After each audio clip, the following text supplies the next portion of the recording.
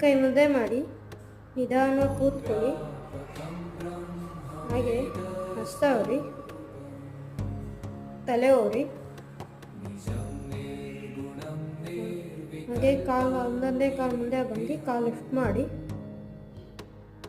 ಹಾಗೆ ಕಾಲು ಮೇಲೆ ಚೂಪ್ ಮಾಡಿ.